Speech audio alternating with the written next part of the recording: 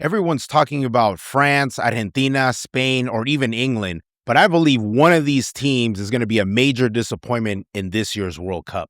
Today, I'm predicting the 2026 World Cup, and I am going to tell you what I think, including who I think is going to be the winner, who I think is probably going to be the biggest flop, and who I think the dark horse is going to be in this tournament. And if my winning prediction is right, this could be one of the biggest betting opportunities even before the tournament starts. All right, so let's get into it, starting with one of the favorites, France, favored at plus 450. The reason they are favored and I actually like them actually going far in the tournament is that they got Kylian Mbappe. And Kylian Mbappe, who had a struggling season at Real Madrid, is a different man when he's on the national team. So I believe he flourishes in these kind of tournaments, such as the World Cup or in the Euro Cup, for example. So I expect he's going to have a very good performance in this tournament. He's also surrounded by very elite talent with a lot of depth.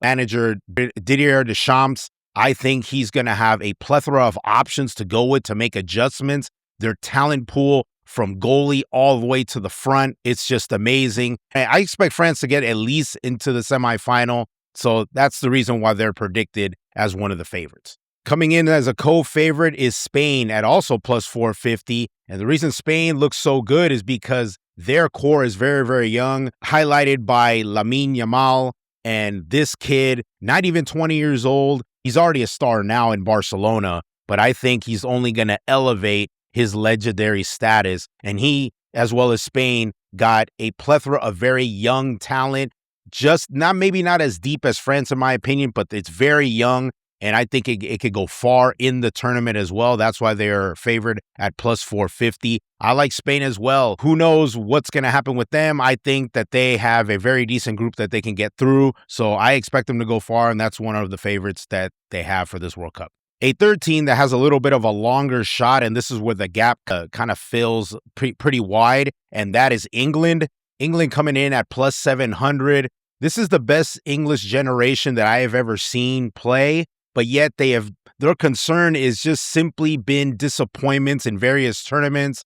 They were favored to win the Euro. They couldn't win the Euro. They're one of the favorites to win the past World Cup. They couldn't. They have an elite striker in Harry Kane, and they just got a talent all around. The depth is not that bad, and the goalkeeper, I don't know, could be suspect in my opinion, but they have definitely a strong chance to win the World Cup. And I like their talent on one side, as well as Harry Kane in the front. But I question their back line with Harry Maguire and a couple of the no-shows that were not picked to be on the plane to get to the World Cup. So Thomas Tuchel definitely is going to have to, use the pieces that he selected for this team and see how far they can go. I mean, plus 700 is a pretty good value if you still believe in England to win the World Cup. But just be aware that they have had disappointments in past tournaments, and don't be surprised that could be the team that might be the biggest flop in this tournament. The last favorite amongst the four is Argentina, coming in at plus 850. The reason they're coming in at plus 850 and maybe not one of the top teams to win the tournament is simply because they are returning a team that just won the World Cup 4 years ago, but with a much older Messi at 39 years old. His health might be a question. His durability might be a question. Now, can Argentina stay away from relying on Messi to carry them every single game when the games start getting more complicated and much more difficult? Argentina definitely has the talent to do so. Out of all the years that I've seen Argentina play, this is probably the best talent that has played as well as a team that I've ever seen. And they have great talent, especially goalkeeper Demu Martinez, and I just like the compliments that Messi has with Alvarez and Lautaro Martinez. So I actually like the makeup of this team, but this team is a little bit older. It's going to be in a period of transition pretty soon. So there might be a chance, and obviously Argentina will give that extra mile to see the greatness of Messi, and actually probably this is his last World Cup, and obviously in 39 years old, I doubt it will see him past 40 at another World Cup for Argentina. So I expect him to be definitely playing his last World Cup, and maybe Argentina will give him that swan song that he is hoping to get with Argentina, and that's why, just because of an older team, they are favored at plus 850. Now, you notice I didn't put Brazil as one of the favorites. They are actually at plus 900. They're actually, in my opinion, more of a dark horse position. You know, as much as I love my Brazilian national team, and El Scratch de Oro usually would be one of the favorites, this year they're coming in, and in my opinion, this is probably one of the worst teams I've ever seen in my lifetime. Not because of talent, because the lack of just cohesion with this team.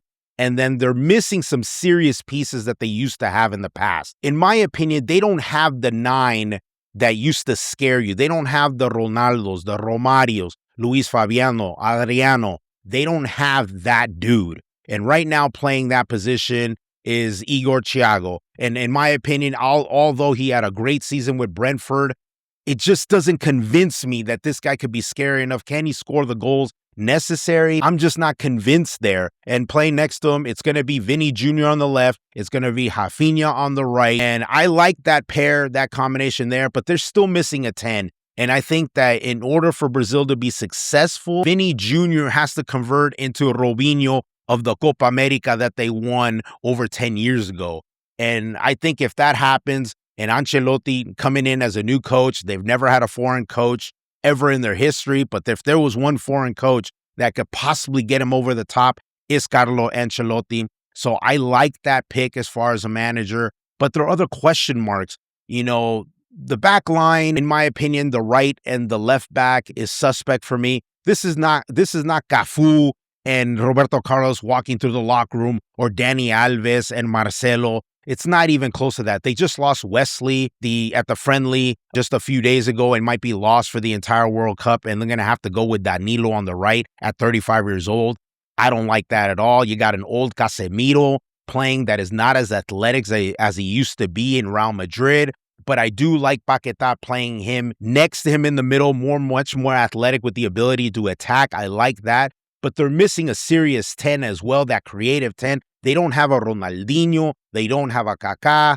They don't have a Juninho. Not even a Juninho Ferraruncano. They don't have those guys. But they risked it all to name Neymar into this list of 26. But right now he's hurt. And who knows if he's even going to be healthy enough to even play any minutes in this tournament. But if he was fully healthy and fully fit and could look like he can contribute to this squad, he would be playing in the middle, and we'd be having the 10 that's got the freedom to, you know, pass and just do what he wants in the middle. Then I'd see this a little bit differently. But for right now, I just don't see how fluid this team is really going to be. And that's why I'm not convinced. Yes, I'm going to cheer for them. I'm going to support them. I'm hoping they do well. But to put my money on them, yeah, I'll put some money on them, you know, in terms of the risk, but I just am not counting on Brazil going far in this tournament at all. But here's the problem with all the favorites. Historically, one of these favorites always crashes out early. Which one will it be? Who knows? One of the flops that I have, and like I said earlier in the video, is possibly if I had to put my money on who would be the biggest flop, it would be England, simply because historically they don't meet expectations. Yes, they have great talent, but they're met with massive pressure, massive expectations to do well. And I'm talking about winning the whole thing, because with clubs like this, like the Brazils, the Argentinas, the Frances, the Germanys, who I didn't even mention in this video, they're expected to win the whole thing or bust. But England, who has had a history of failing at these tournaments, to me, it's my pick most likely that they might fail. They might be the biggest flop of the entire tournament. I hate to say that because I really like that squad, but we're going to find out if Thomas Tuchel did press the right buttons and will make the right decisions at the moment in certain games that they need to have to win. But if I had to take, one team for right now, safe bet, England would probably be the biggest flop.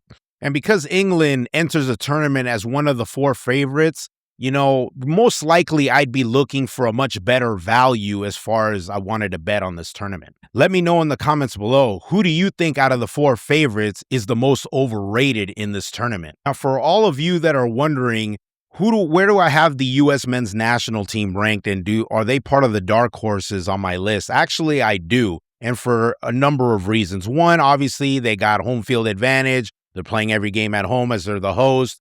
They also complement with a plethora of young talent and possibly the best generational talent they've had to this point. They have a lot of young players that are playing in the biggest clubs in the world. So coupled with those two things, I think they have a chance to go far, but we'll see how the complement of this talent is going to work on the field against the best teams in the world. They have struggled a little bit. They've shown signs of being better at some of these games, like the loss against Germany just a few days before the World Cup tournament was positive. They played right with them. But in the tournament, if you want to have expectations of a team that's going to get further than the quarterfinal or to the quarterfinal, they got to up their level another notch. We need to see the best of Christian Pulisic. We need to see who the number 9 is going to be. Is it Ricardo Pepi? Is it Flo Balogun? Are we going to see those guys at a different level?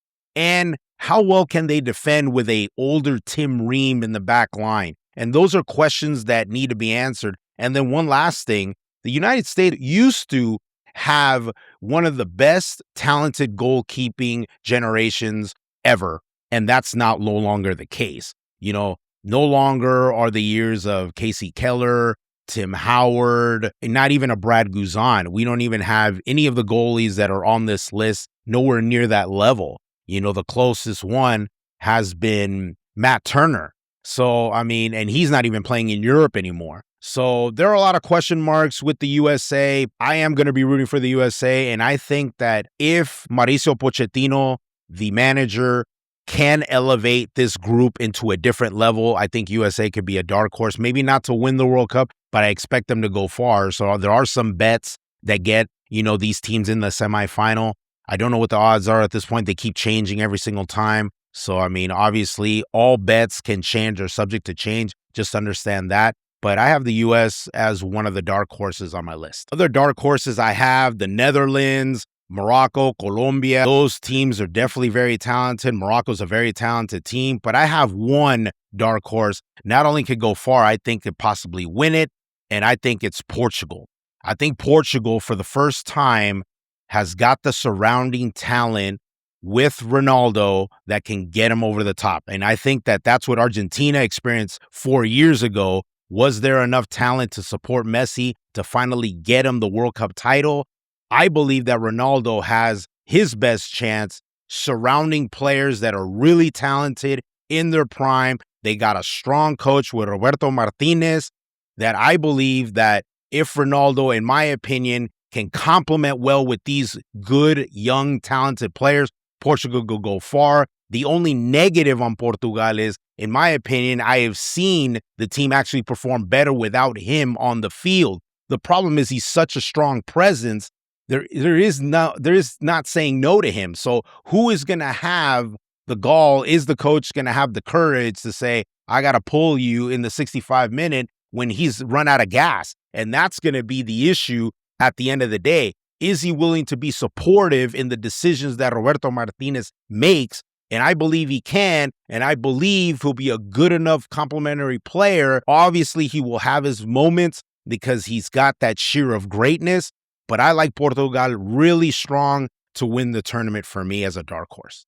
When making a dark horse bet, it's not about certainty. It's about getting value. So if you believe a team has like a less than a 10% chance of winning it, maybe like even less than that, but the sports books put it at even less, like 3 or 1%, you're probably getting some value there. So Portugal at plus 900, if you put a little bit of money there and they're capable of going far, even if you just got them in the semifinal, then you'd be able to win some value for that money. It's about getting the most of what you can get on certain bets, and that's what dark horse bets can do if you find the right value in them.